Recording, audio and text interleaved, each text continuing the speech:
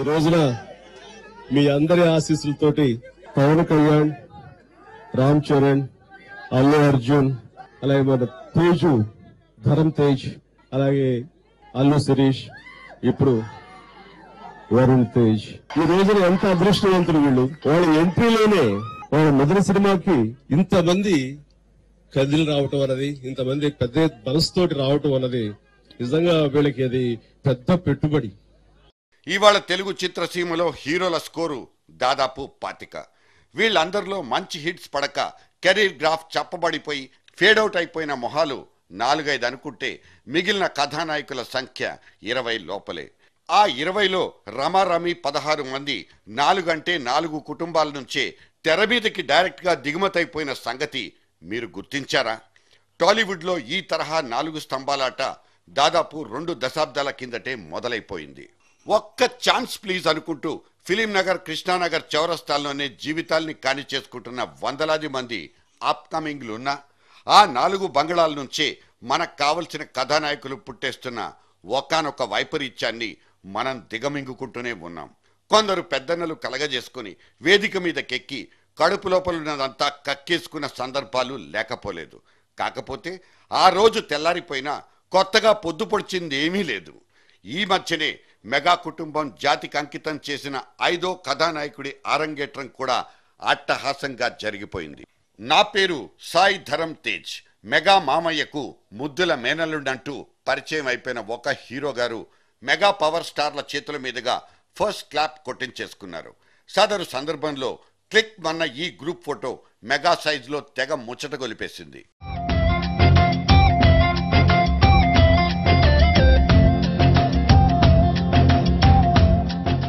Mega కుటుంబం నుంచి 6వ హీరో అంటూ వెంటనే ఇంకో బ్రేకింగ్ న్యూస్. మెగా తమ్ముడు నాగేంద్రబాబు కొడుకు వరుణ్ తేజ్. పెరిగిపోతున్న ఈ మెగా స్కోర్ దేనికి సంకేతం? అసలు తెలుగు సినిమా ఎక్కడికెళ్ళిపోతోంది లాంటి పెద్ద పెద్ద మాటలకు ఇక్కడ చోటే లేదు. మా డాడీ, మా అన్నయ్య, మా మామయ్య, మా తాతయ్య అనుకుంటూ ఇండస్ట్రీని రిజిస్ట్రేషన్ చేయించుకున్న సొంత ఆస్తిగా భావించే పోకడలే ఇక్కడ అంతు తెలియని ప్రశ్నార్థకాలు. సినిమా వాసనే తెలియని ఒక చంద్రబాబు నాయుడు తమ్ముడు కొడుకును ప్రమోట్ చేసుకోవడానికి సిగ్గుపడిపోలేదు.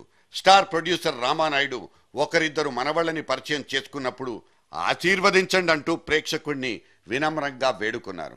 ప్రస్తుతానికి సినిమాలకు, రాజకీయాలకు సమాన దూరం పాటిస్తున్న మెగాస్టార్ క్లాప్ కొట్టి తనలాగే పైకి రమ్మంటూ మనసారా దీవించినా అక్కడ తప్పు పట్టడానికి ఏమీ ఉండకపోవచ్చు. ఒక నాగ చైతన్యకు అమ్మ తరఫున కుటుంబం, నాన్న తరఫున ఇంకో కుటుంబం చెరోవైపు భరోసానిచ్చేస్తుంది. ప్రమోట్ అవ్వడానికి ఇంతకంటే బంపర్ ఆఫర్ ఎవ్వరికీ ఉండదు. ఒక తారకరత్నను ఇప్పటికీ ఆ నందమూరి ట్యాగ్ లైనే నిలబెడుతోందనే వాళ్ళు లేకపోలేదు. కానీ ఒక గ్రాఫికల్ ఈగను హీరోగా చూపెడుతూ సినిమాగా తీస్తే అందులో నటించడానికి ఈ స్టార్ బ్యాక్గ్రౌండ్ ఉన్న కథానాయకులు ఎవ్వరూ ముందుకు రారు. లోపలున్న విషయాన్ని మాత్రమే నమ్ముకుని బతకాలనుకునే నాని, శర్వానంద్ లాంటి చిన్న సైజు హీరోలే అక్కడ కనిపిస్తారు. కాకపోతే వీళ్ళు ఎప్పటికీ చిన్న హీరోలుగానే మిగిలిపోతారు. చిన్న సినిమాల చట్రంలోనే బిగుసుకుపోతారు. టాలీవుడ్ను ఆక్రమించేసిన వారసత్వం అనబడే ఒక ట్రాఫిక్ జామ్లో చిక్కుకుపోయే ఇటువంటి దురదృష్ట జాతకుల లెక్కే వేరు. వీళ్లకు బాక్సాఫీస్కు లింకే లేదు.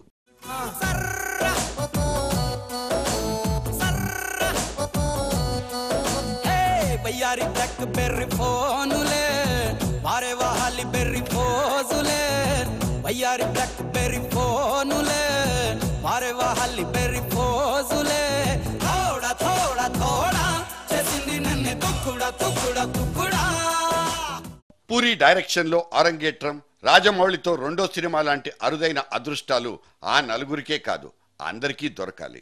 పెద్ద సినిమా, చిన్న సినిమా అంటూ వీళ్లకు వీళ్లే గీతలు గీసుకున్నంత కాలం ఇండివిజువల్గా ఏ హీరో కూడా ఎదగలేడు. మనం ఎదగనివ్వం కూడా. హీరోలు వాళ్ళ కుటుంబాల మధ్య ఆంగుళమైనా కనిపించని కులపిచ్చి అభిమాన సంఘాల మధ్య మాత్రమే కనిపించినంత కాలం తెలుగు సినిమా బాగుపడదు. చిన్న సినిమాకు వసూళ్లు రాలవు. సినిమాను తీసేవాళ్ళు, సినిమాను ఆదరించేవాళ్ళు, ఈ 2 వర్గాలు సమానత్వం పాటిస్తే తప్ప తెలుగు సినిమాలో ఈ తేడా మాసిపోదు.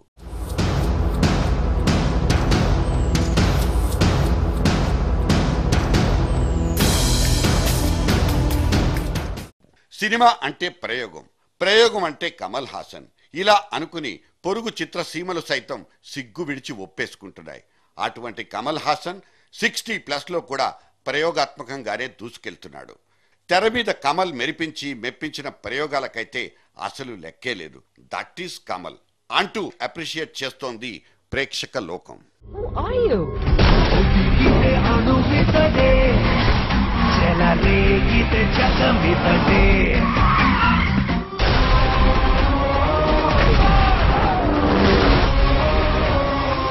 చెడ్డవారా మంచివారా? రెండు కలిసిన వాడిని నేను.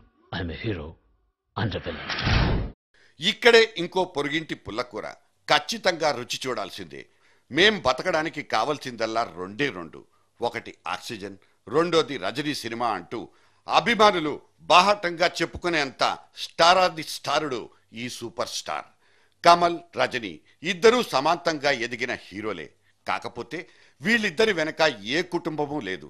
కచ్చిగా కష్టపడే తత్వం ఒక్కటే వీళ్లను ఇక్కడి దాకా తీసుకొచ్చింది. భాష, ప్రాంతం, కులం, మతం లాంటి ఎటువంటి తేడా లేకుండా దేశమంతా గర్వించదగ్గ హీరోలుగా వాళ్లను నిలబెట్టింది. టాలీవుడ్లో శిలాశాసనాలు రాస్తున్న ఆ 4 కుటుంబాల గురించి మాట్లాడుకుంటున్నప్పుడే కమల్ హాసన్, రజనీకాంత్ల ప్రస్తావన రావడం ఉద్దేశపూర్వకం కాదు, కేవలం కాకతాళీయం మాత్రమే.